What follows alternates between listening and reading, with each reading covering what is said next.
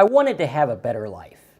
I read all the self-help books, and it said that by changing my attitude, I could change the trajectory of my life. And I started doing different habits and different things every day, including reading, trying to manifest the life I wanted, trying to go out there and take the bull by the horns and make more money and build a better business and be more consistent in my life. And I thought I had everything ironed out, solid, in a box, ready to go. But there was one thing that was stopping me from everything that I was trying to accomplish. I read all these books and saw these people talking about you can quit alcohol and live your best life.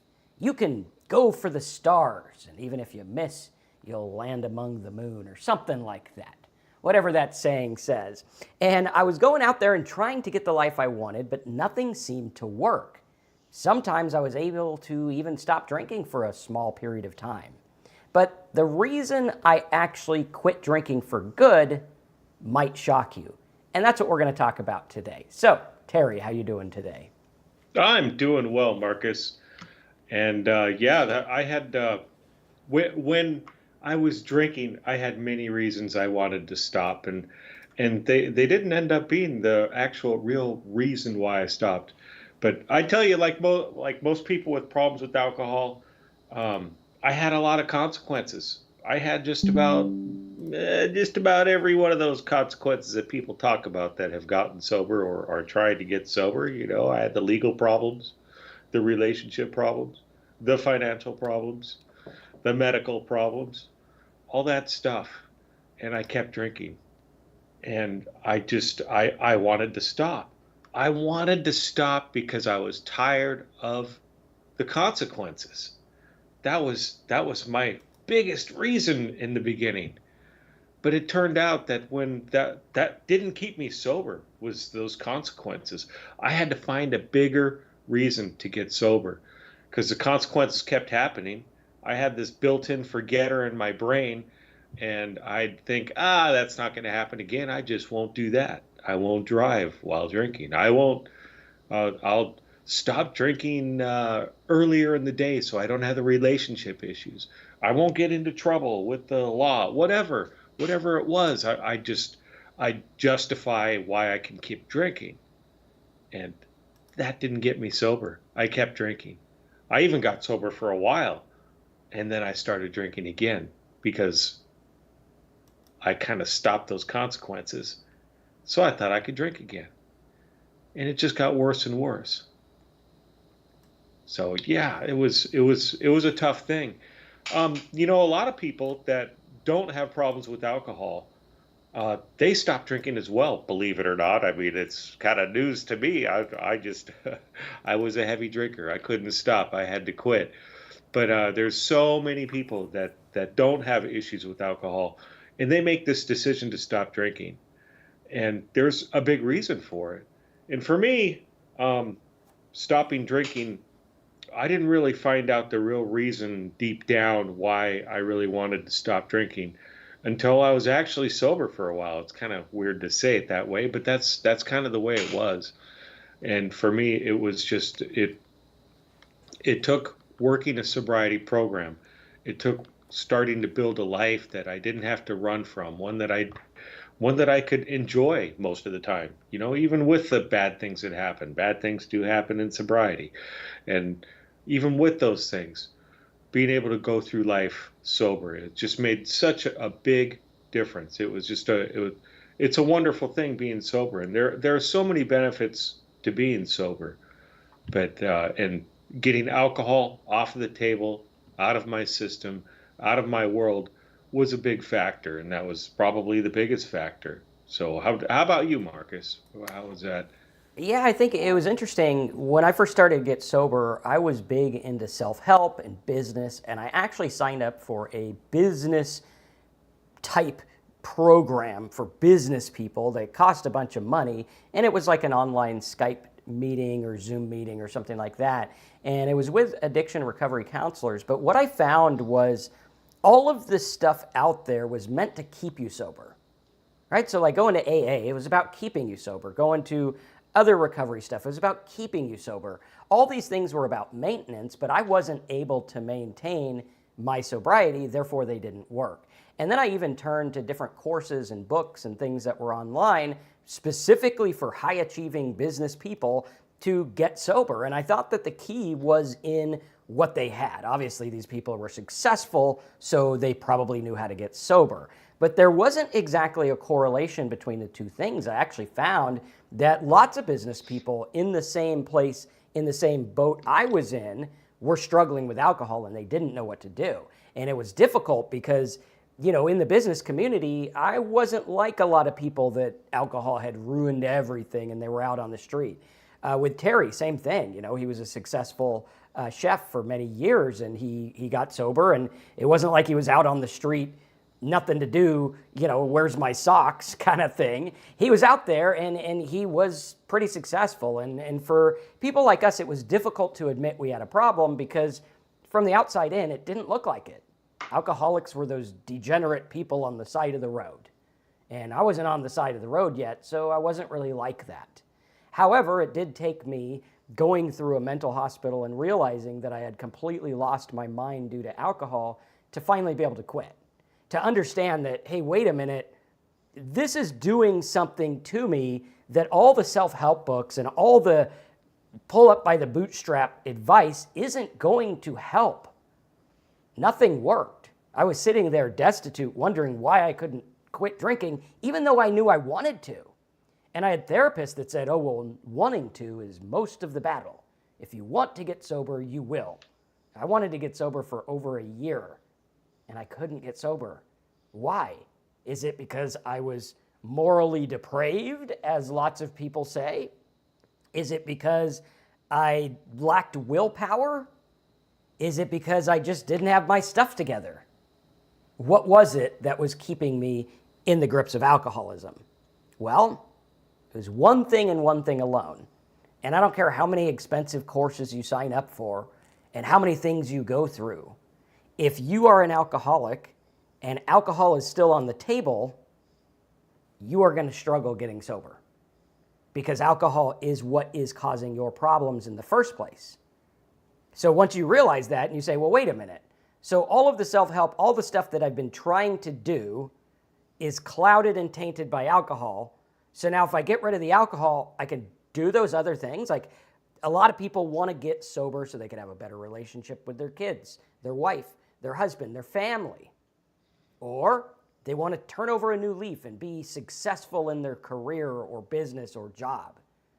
And they have all these things that they want to do, which alcohol is producing the negative effect of not letting them get there, which alcohol is now the problem, but you can't do all that other stuff until you get rid of the alcohol problem. And for me, it was difficult. I wanted to blame everything except alcohol because that meant I couldn't drink it. The minute I knew it was alcohol was the minute I had to say, yeah, maybe I shouldn't drink for the rest of my life. Maybe I shouldn't drink. Maybe this is the problem, right? What was that like for you, Terry? The alcohol, yeah, it was the alcohol. You know, if I step back and look at my entire drinking career, you know, I started off and it was fun. I started, you know, my first drink was super early and you know, did the parties in high school and college. I was in a fraternity where there was drinking. I mean, we had a beer machine. I mean, that's how ridiculous the drinking was in college. But it was fun. It gave me connections with people, and I felt connected. I felt part of the group. And after college, I moved down to California and got into the wine country and really started my chef career full blown. And you know, you pair wine with food and all that, so there's more connections. And when you're in the chef business or the restaurant industry, having those connections is kind of important. And so drinking was always part of it, and it helped me connect. And maybe it did help me grow in my career. Maybe not.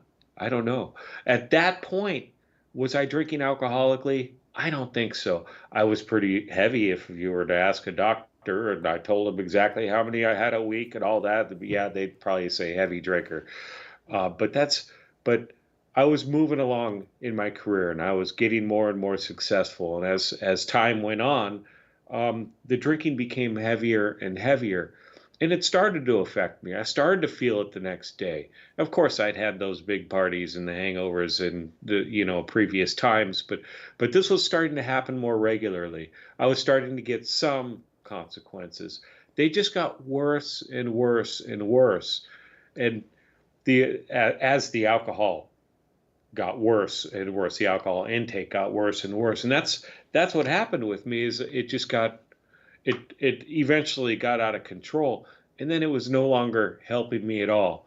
Now, through all this drinking, even before that alcohol, if you could put your finger on a time when it became a real problem, even before that problem time, it was affecting me. It was affecting my motivation levels, waking up the next day just a little bit under under my potential.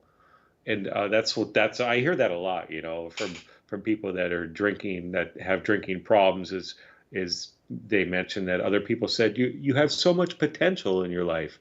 And the drinking for me, it affected my potential. It affected my effectiveness in what I was doing for a living. I wasn't as motivated as I could be. And the proof that I have for that is after I got sober. And after I got sober, I was very motivated. I was motivated to be more creative, to try and push those boundaries in chefing and cooking and all that. And I was also able to finally get a job chefing the way I wanted to. Where before, when I was drinking, I didn't have the motivation to go and find the type of cooking I wanted to do and the type of career that I wanted to go with. So I felt stuck at a big corporate place, and I had to play that corporate game, and it wasn't really for me. It just maybe it was if I would have been if I was sober or played the game or whatever. It's not what I wanted to do. And when I finally got sober, I was able to push that envelope a little bit more. I was able to work on being more successful, and that's one of the things that sobriety gave me. Is it gave me that extra little bit of edge.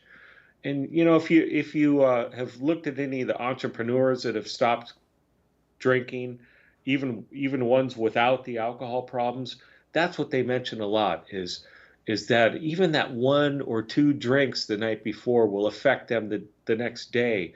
And a lot of the entrepreneurs, they're in such high competitive markets that they have to be at the very top of their game if they're going to be as successful as they want to be. And that's why a lot of them end up stopping alcohol so that they can stay sharp. And does that mean that they don't drink and they work 24 hours a day? Well, I guess you'd have to ask them really, but it doesn't necessarily mean that. It just means that maybe that night they're not going out to the bar and having drinks. Maybe they're at home relaxing and I don't know, meditating or whatever, reading a book or something and trying to further themselves and move forward in life.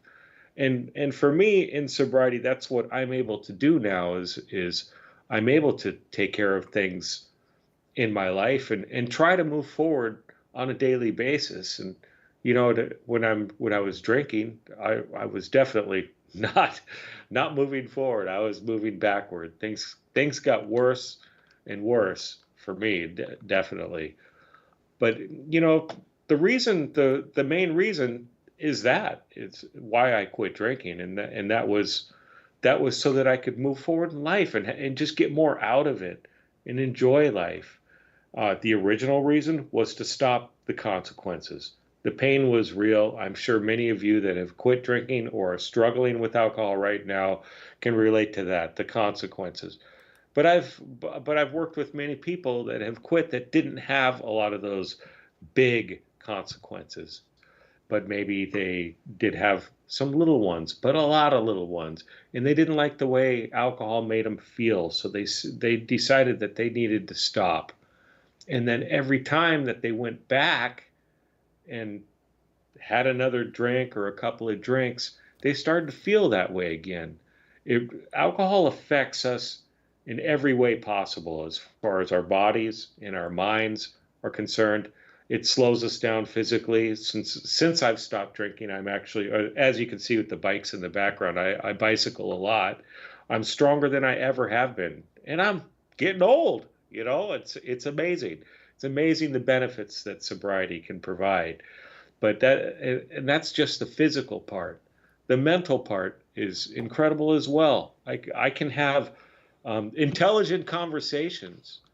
I was watching this one entrepreneur. He was talking about why he stopped drinking, and he was talking about, there's kind of a learning curve. He went to parties before, and you have some drinks with the other people, and you get to relate to them and talk about nothing or whatever. How the drinking conversations go. And he was saying it was really difficult for him after he got sober to go to events where alcohol is being served. And for me, it wasn't that at all. When I got sober, and now I did not make a practice of going to the to events where alcohol was being served. It's not a good thing to do in early sobriety. But there were some events that I kind of had to go to, and I went to them. But I found personally that going to certain events where alcohol is, and I'm sober, I find it easier to have conversations with people. I'm thinking a lot quicker, a lot straighter than them, and I can have good conversations and make those connections with people even stronger than when I was drinking.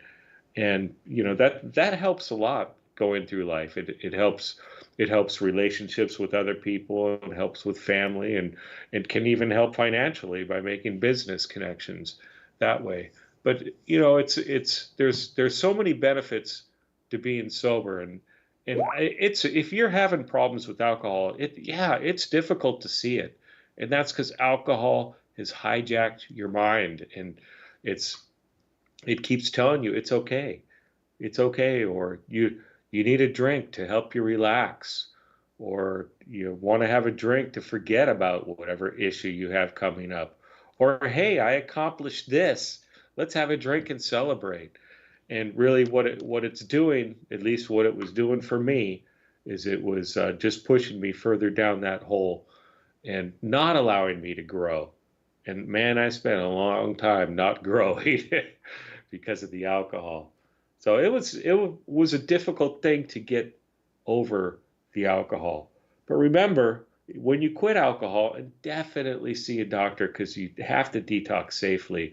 But when you quit alcohol physically, it's out of your system in a short time, maybe a week, maybe a little more, something like that. It's out of your system fairly quickly. But then you have to deal with the mind part, and you have to deal with that alcoholic trigger in your brain that's telling you, no, it's okay. You're fine now. You can take that drink. And that's what I had to learn, that I can't. I don't want to. It's not even a matter of I can't. I don't want to. It's the freedom that I get from sobriety is incredible. And it's just I can't even describe how great it is. It's a wonderful thing. For those of you that do have sobriety, I'd be willing to bet that you have a lot of those same feelings as to how great you're feeling in sobriety, even if you have a lot of those problems that are still there from drinking. And we all do. That's life. So yeah, and I just wanted to say hello to Dave and Trident and Marilyn. I saw you, Siegel. It's good to see all you regulars here and any of you new people. And sorry if I missed any of you, but if any of you are first timers here, come back every Tuesday. We're here somewhere around 8 o'clock. Yeah, 8 o'clock Pacific time. Yeah, I think it's interesting because a lot of the feelings that I had were about success and feeling better and being better, rather than, oh my gosh, I need to get rid of alcohol. I never really, really sunk my teeth into the fact that alcohol was the problem until when I got sober. And unfortunately, I had to go to rehab and learn it the hard way. Nothing wrong with it, but a month out of your life and lots of money makes it pretty difficult for a lot of people to do that, but I'm glad I did. And some people are saying, I think what's really difficult is the sleeping patterns. Yes, that is what makes the alcoholic go crazy, is the lack of sleep. The lack of sleep over and over and over, because an alcoholic is never really sleeping. And that does mess with your psyche. It does mess with the way you think. We have lots of people in here. I think Cecilia says she's at 766 days today. I think that's just over 2 years, so congrats on that. Awesome job, and any length of sobriety is a good thing if you look at it as the step to your new life. Like, I think the fact that we're afraid to quit drinking is a big telltale that we are alcoholics. Like, that's a big thing. And Trident says, I went from binge drinking to binge watching this channel. 2 months and 5 days sober. Congrats. That's awesome. 67 days or something like that. No small feat. I remember how difficult it was getting to 1 month, and then 90 days, and then a year. Those things are difficult to get to. But every little milestone, every 24 hours you spend not drinking makes you stronger. And that's the key, is getting stronger even when you're not trying. Even if I don't do anything today, like a meeting or read or something like that specifically for sobriety, it's still a win if I don't drink, because I'm training my brain and my body that I can live without alcohol. And that is the number one thing. I remember when I was trying to get sober, they talked to me about my anxiety, and they talked about exposure therapy. And exposure therapy was about going, let's say you're afraid of this plug, right? If you're traumatized by plugs, exposure therapy would be like, okay, well, let's put the plug far away from you, and you can look at it, and your anxiety will eventually drop down. And then you move it a little bit closer, and then your anxiety drops down, and then pretty soon you're able to hold it and see it and everything like that without anxiety. And the same with drinking. The first year I was obsessed with not drinking, and I was obsessed with drinking. I was obsessed with both. And I found that year 2 didn't matter as much. Year 3, 4, 5, I didn't really think about drinking. And then here I am like year 9, and I hardly ever think about it. So we start to see that it does get better over time. And I think that the reason for getting sober needs to be because you know that alcohol is causing the problem. Like, not, I'm going to get sober so I feel better for a week and then maybe go back to drinking. If you do that, I think it's a recipe for failure. I'm sure there are some people who have done that. I think it's debatable whether they were really, truly alcoholic chemical dependent. Because when you're chemically dependent, I don't care what you read or what you do, nothing matters. And last week we were talking about it, and I think, Terry, we should probably do a series on the documentary show that's called Dope Sick, because there's an interesting case study in it where I believe it's a true story. I know most of that is true, so I think there's only one character that was there for dramatic purposes. But the character that Michael Keaton plays is a doctor, and he's an upstanding PhD doctor, never touched drugs, barely ever drinks. And all of a sudden, because of the drug, he becomes chemically dependent and becomes a completely different person. Like, here he is going to the alleyways to get stuff, where he was the prescriber before. He was okay. I mean, he was the doctor, and you don't think about what damage alcoholism does to us. A lot of people don't think about it. Well, that guy drinks and he's fine, so maybe I just can't hold my liquor. No, you're chemically dependent. Once that was pounded into my brain and I was like, okay, that's it.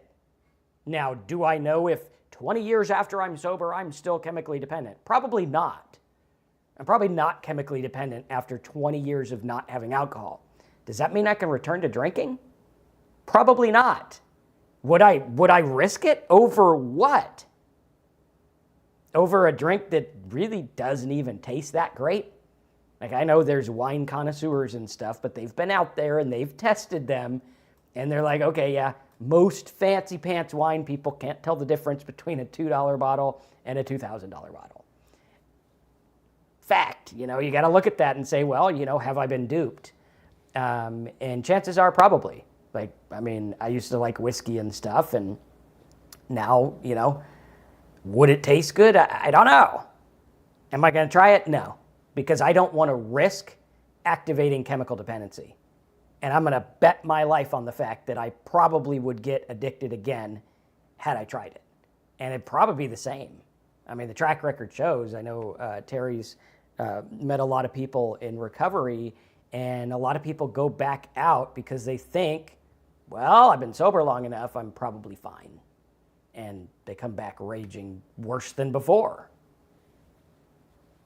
Yeah, a lot of them they take that drink and then they start drinking and you know, like Siegel says, my withdrawal was I can't quite see it, but it was a brutal 100 hours is I think what it says. Never want to go through that again. That's what I think too. Absolutely, I don't want to go through it again.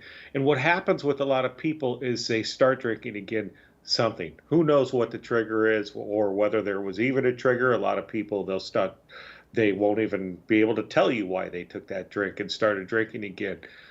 And that keeps a lot of them stuck because they don't want to go through that again. And then they're in this merry-go-round. This, what do I do? I was able to quit before. I'm embarrassed to go back and admit that I started drinking again. Also, I don't want to go through that pain in quitting again.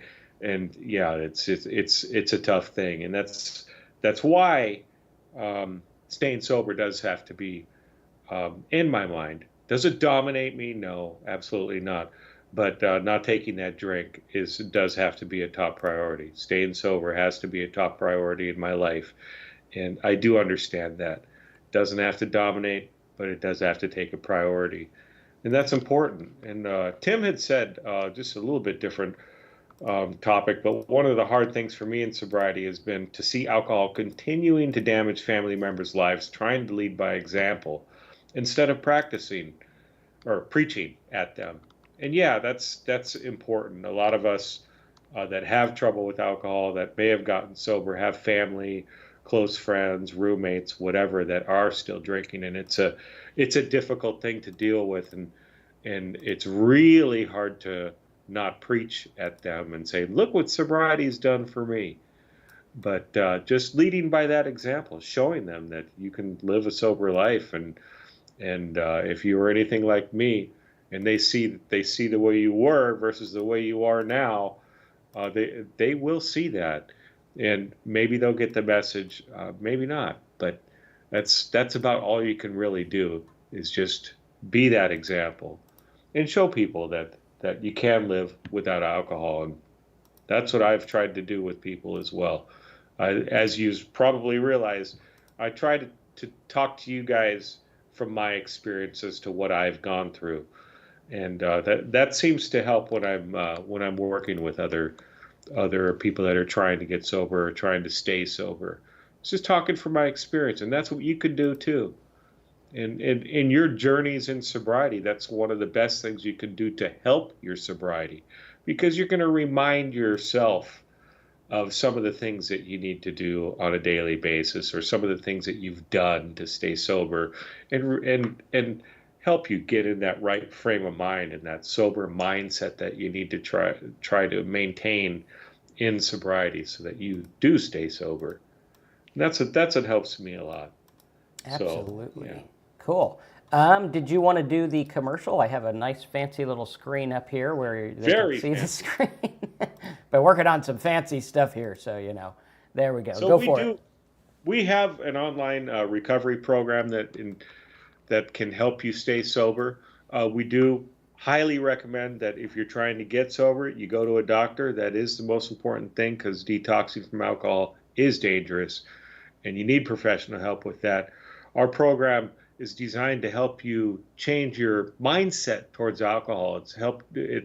It'll help you change the way you look at alcohol. It'll help you change the way you look at life, and allow you to stay sober on a daily basis. And for me, sobriety it's not just not drinking, it's living that life that you enjoy. And that's what I've been able to do, and following what's our program and what we talk about in it. and you can go over there and click on join our recovery class, and then you'll get the sign up page, and you can just put in your name and email and your information, and you can sign up. You can also get a private call with us, but if you do sign up for this class, you can get a free private call with me, and Marcus will join if he's available, but you can get a free 30-minute call with me just for joining, and we can talk about your sobriety journey, what you might be going through, what steps you might take moving forward, and things like that. And so, yeah, join us. We also have, if you're looking there, there is a button there that says, should I go to rehab? There's a little Am I an Alcoholic quiz there that might give you some insight as to where you are in your alcohol world. And we also have a Facebook group that you could join, and we talk about sobriety there. And there's lots of people on there that have some great insight. And people with 1 day of sobriety up to 40 years of sobriety can actually give you some great information. So more minds are better. So you can join the Facebook group there, and also join us here every week. Absolutely. On Tuesdays. Absolutely. 8 a.m. Pacific, 11 a.m. Eastern, and we usually get on the road right about then. All right, guys. So head over to talksober.com. Use the big yellow button to sign up. It helps support what we're doing here on the channel, helps us keep the lights on here. As you can see, we got lots of lights on, so that helps us out. And me and Terry also want to take this more to a full-time kind of thing for Terry and build it and reach lots of other alcoholics as well. And you going in there not only gets you a lot of PDFs and MP3s and all kinds of things to help you get and stay sober. But going over to talksober.com and signing up with the yellow button there, you can just sign up right there, right like this, fill it out. It'll email you your logins instantly. You can set up your call with Terry. You can go through all the materials and everything like that. And I think you'll find that it's a lot different than other recovery type things because we focus on what it's like to be chemically dependent. We don't focus on, oh, here's how to get a great life and sing Kumbaya by the fire. Here's how to get close to God or something like that. That's all stuff that's great. You could do that after if that's what you want to do. However, for me, sometimes I go to recovery meetings and I'm turned off by all the religion. I'm like, yeah, been there, done that. Don't really want to, focus on that. And I think what we like to do is focus on the chemical dependency part, and then the rest, whatever you do to maintain your sobriety, is up to you. Just have a good plan. And the way that I do it is through philosophy and understanding different ways of how life works. And that's what I go over in talksober.com. You click the yellow button, you'll get 30 different letters that I wrote as if I was writing to myself when I was in the grips of alcoholism. What would I do and how would I stay sober? What would it be like for the first 90 days, year, 2 years, 3 years? What's it like? What are the temptations like? What did I do to get sober? How am I staying sober? How did I deal with this difficult thing that came up that I wasn't ready for? Those kind of things are the questions that help us, and I think they'll help you too, and we've put them in the course for you, which is pretty good, and it's less than $1 a day. So thanks for being here, guys. Again, we'll see you next week, and stay sober. Have a good one. Right on. Let me answer one quick thing. Sure. T. Dot, have you you asked if you guys experience hallucinations from withdrawal, and that is a precursor to a very bad situation. So if you are experiencing that, gotta go to a doctor now. Yeah. So there you go. Just wanted to make sure you realize that that's not a safe thing. Yes, absolutely. If there's ever any hint of worry when it comes to detox, go to the doctor. Even if there isn't a hint of worry, go to the doctor, make sure you're okay, because detox can be very, very dangerous. Thanks, everybody.